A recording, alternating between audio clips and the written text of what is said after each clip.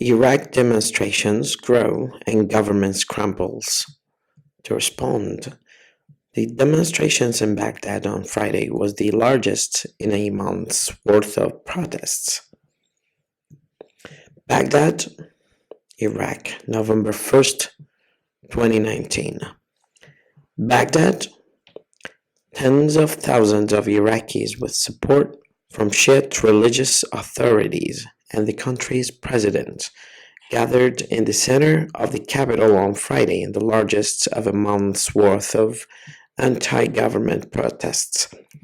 Two demonstrators were killed, but pronouncements from religious and political leaders appear to have staved off a repeat of the violence of the early days of the demonstrations, when security forces killed nearly 150 protesters.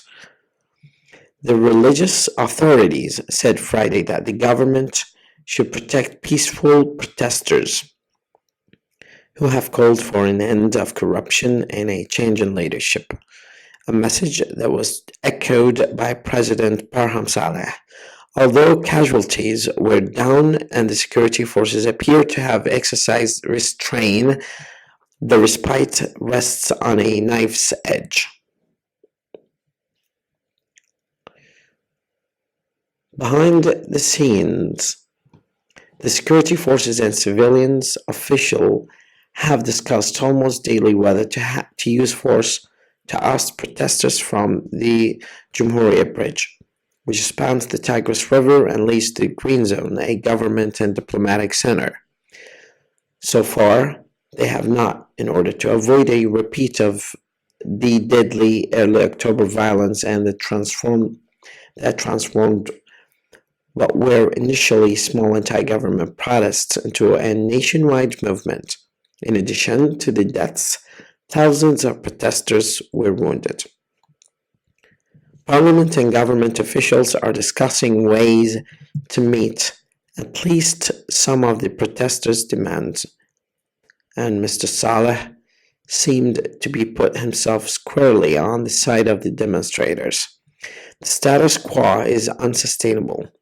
We are in need of big changes, Mr. Saleh said. There is no security solution, he added. We reject repression and the use of force and violence. The solution is in reforms. Mr. Saleh has proposed discarding the current electoral system in which voters cast ballots for a list of candidates belonging to a particular political party. Instead, under his plan, they would vote for representatives by district, a movement intended to make members of parliament more accountable to constituents and to reduce the influence of political parties. Mr. Saleh also said that the Prime Minister Adel Abdul Mahdi would resign, but only after the parties anoint a successor to avoid power vacuum. Opposition politicians and many protesters have called on Mr. Mahdi to resign, prompting him to offer to step down in a letter this week to the Shiite cleric Muqtada al-Sadr, who has been encouraging the protesters. The president's repetition of Mr. Mahdi's intentions seemed aimed at reassuring Iraqis that the offer was genuine. The Prime Minister has expressed his willingness to submit his resignation, asking the political blocs to reach an acceptable alternative. Mr. Saleh said, both the United States and Iran have weighed in on the protests, signaling that they view calm in Iraq as a priority. But while the United States has sided with the demonstrators, Iran has charged that the unrest has been fomented by Israel and the United States.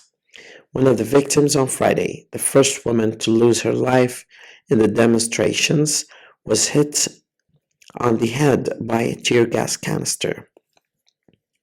The tear gas used by Iraqi security forces is delivered in metal canisters that function like grenades, causing gruesome wounds and death after the grenade embeds in the skull, Amnesty International said in a report this week. The tear gas is not being used as a dispersal mechanism, added Belkis Will, the senior Iraqi researcher for Human Rights Watch. Is being used in lieu of live ammunition. Thank you so much. This is the English teacher, Walid Khalid.